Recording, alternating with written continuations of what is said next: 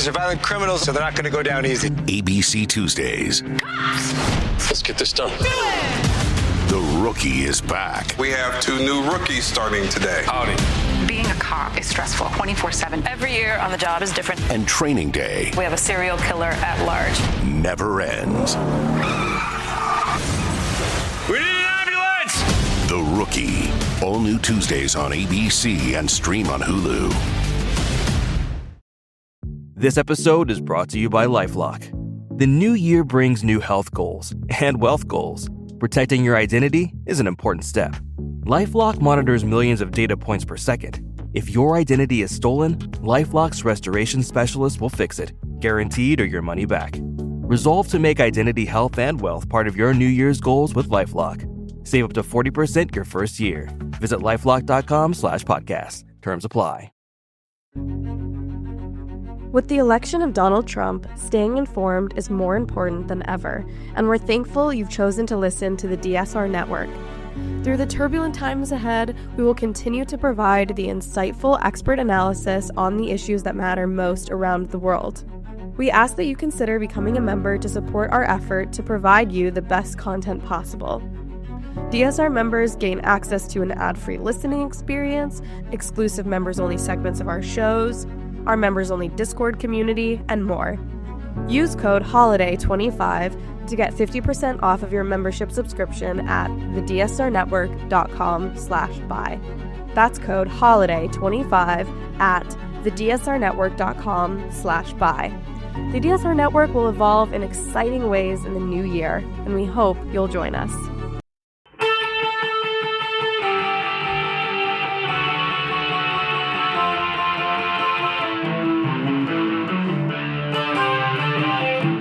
This is the Daily Blast from the New Republic, produced and presented by the DSR Network. I'm your host, Greg Sargent.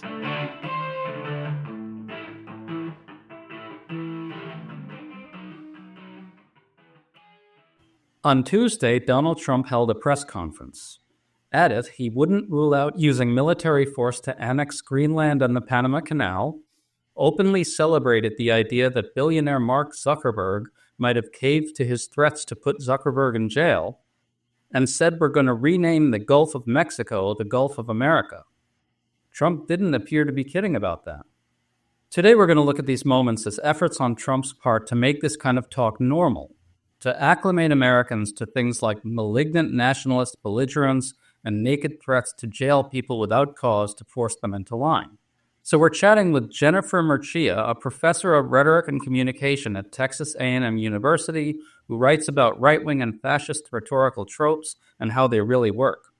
Good to have you back on, Jennifer. Thank you so much for having me on. So let's start with what Trump said about Meta CEO Mark Zuckerberg. He just announced that Meta, which owns Facebook and Instagram, will stop using third-party fact-checking. And Zuckerberg actually repeated Trump's lies about this, saying fact-checking has proven too biased and has sowed distrust. That's nonsense, but listen to this exchange between Trump and a reporter about Zuckerberg's decision. Do you think he's directly responding to the threat that you have made to him in the past with probably? Yeah, probably. Jen, over the summer, Trump floated the idea that Zuckerberg could spend the rest of his life in prison if Trump decided that his conduct during the 2024 election merited it. So let's be clear, Trump is saying it's good that his threats to corruptly use law enforcement to silence dissent worked for him. Your thoughts on that? That's how authoritarians keep power. That's how they gain and keep power, and that's how they maintain a compliant media that does and says what they want it to do and say. The first thing that an autocrat does, so someone like Mussolini taking power, someone like Hitler taking power, but not just them, all of them, the first thing they do is they want to control the media. These guys are worried about the bottom line more than they're worried about democracy, of course.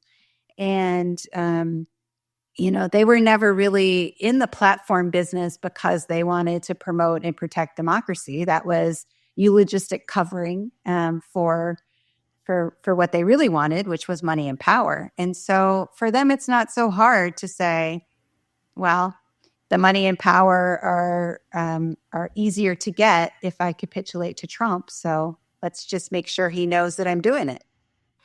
So let's just say for the moment, along the lines of kind of the anti-alarmist take, which I don't agree with, but let's just adopt it for the moment. Let's say Trump has no actual intention of really putting Zuckerberg in jail for life. It still seems to me that Trump is trying to get voters used to the idea that it's not only appropriate, but actually good for him and his supporters to threaten to imprison people who displease him in some way. He's getting them acclimated to the idea that this is a legitimate and positive use of state power, that this serves his ends and theirs, meaning his supporters. To what degree is that kind of a common authoritarian rhetorical trope? Yeah, it absolutely is. And so the rhetorical figure is ad baculum, which is threats of force or intimidation. And it's, of course, a form of coercion. All authoritarians use threats of force and intimidation. They coerce others. That's how they become powerful. And you know that they do that because they're not Democrats, right? Democrats don't do that. Like small d Democrats, the opposite of an authoritarian is someone who uses rhetoric, right? Meaning that they use rhetoric to persuade. Persuasion is an invitation to think like I do. I use good evidence. I try, in the best way I know how to use good argumentation, all of that kind of stuff, those skills. That's what small d Democrats do. They're cognitively responsible leaders, meaning that they allow people to ask questions, to hold them accountable. Authoritarians, they don't do that. They use propaganda. They use communication as a weapon, as a kind of force. And they're not cognitively responsible, meaning they want to say, because I said so, and have that be the final answer. They don't want to have to give good reasons. They don't want to have to give good evidence. They don't want to have a meeting of the minds, right? It's not like that for them. They just want you to say, yes, sir. And so authoritarians use propaganda, they use coercion, they use language as coercion. That's fundamental to what authoritarianism is. Like, that's its essential quality. And is he trying to get his voters to see this as a good thing, a normal thing, something that serves their interests? Yeah, so here's the trick. So his voters want that. His voters want him to do that and show that. His voters would not like it if any, Democratic Party member, politician did that, right? They don't want the government to do that, but they want Donald Trump to do that. And that's because that's what right-wing authoritarian personalities want. They want a strong leader. They want someone who's going to come in and say, this is how it is. And if you don't do it the way I want you to, that's it. You go to jail or whatever. There's another type of voter out there, maybe low propensity, non-white, young, economically anxious. We've talked about this on the show before, but just repeating it in this context. Maybe those voters didn't really listen to the authoritarian talk, don't really care much about it. Maybe they think, okay, I want someone who's strong, who will, use his power to bring down prices or whatever. To what degree is there an effort here to acclimate those people to this kind of tactic? Yeah, that's a great observation. So right. So not everyone is a right-wing authoritarian who already wants this. And so you could think of what Trump's doing as sort of moving the Overton window, right? Getting people used to something that would normally seem completely outrageous, completely abnormal. So normalization is the process by which someone like Trump moves us from that is so bizarre, I can't believe that, it's shocking, it's outrageous, to that's, of course, common sense. Right. Yeah. And so that's if you're thinking about that audience, then yes, that's what Trump's doing, is he's conditioning them to accept an even stronger sort of strongman persona than he's given them before. So Trump has also been threatening to annex Greenland and the Panama Canal. At his presser, a reporter asked him if he'd rule out using military or economic coercion to secure those goals. Listen to what happened then. I can't assure you, you're talking about Panama and Greenland. No, I can't assure you on either of those two. But I can say this, we need them for economic security. The Panama Canal was built for our military. I'm not going to commit to that now. It might be that you'll have to do something. Jen, note that he says we need those things for economic security. That seems to justify pretty much anything, like using force to seize whatever he says we quote unquote need. What's your reaction to that? Yeah, it was a very interesting exchange, especially because of that justification. We need it. We need it for, and that was exactly what I was thinking was like, we need it? Why do we need it? And then his follow-up sort of explanation that, there's these ships that are going through, these Chinese and Russian ships.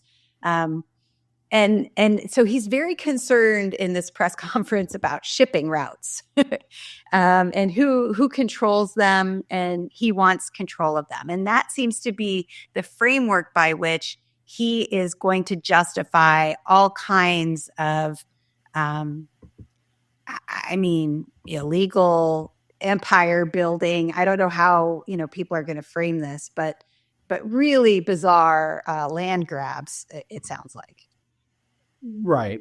I want to try to highlight another aspect of that. There's a certain type of observer out there who has tried to put a soft spin on Trump's nationalism, maybe by calling it populism or neo-populism, as one New York Times writer put it, or saying Trump is just speaking to people's desire for community and national social cohesion, or to see national sovereignty strengthened, that kind of thing. But I think we're seeing Trump experimenting here with overtly malignant and expansionist nationalist rhetoric. Is that a fair way to understand this? And what's the real goal with that? Yeah, I think of what Trump does as faux populism, because he does use appeals to, ad populum, right? He's constantly praising the wisdom of his followers. And using them as a cudgel to justify his action, using them as a cudgel to attack his opponents, right? So he's constantly like cultivating that relationship with his followers and praising them and talking about how they're the real Americans and how much he loves them and all of that. But at the same time, he doesn't, he wouldn't really do anything for these folks. He fleeces them of their money and uses them to fund his legal battles and things like that. And so, he doesn't really help them in the end. So I think of it as faux populism. At the same time, I had a chance to go back and look at his inaugural address from last time. And what I saw there was that, I was sort of interested in how does he define the role of the presidency and what does he think the president's job is?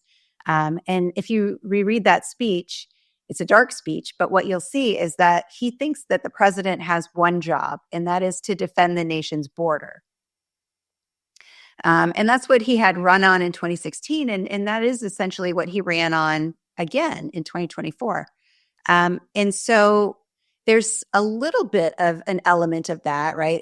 We need to defend our economic interests as if that's contained in the border. But then the really interesting thing is that if he really is talking about expansionism, right, then he's talking about redefining the American border. And he's talking about including a lot of people in the United States of America that are not American, which seems to be incredibly dissonant with everything he's ever said before about what the job of the president is and about the sanctity of the national border.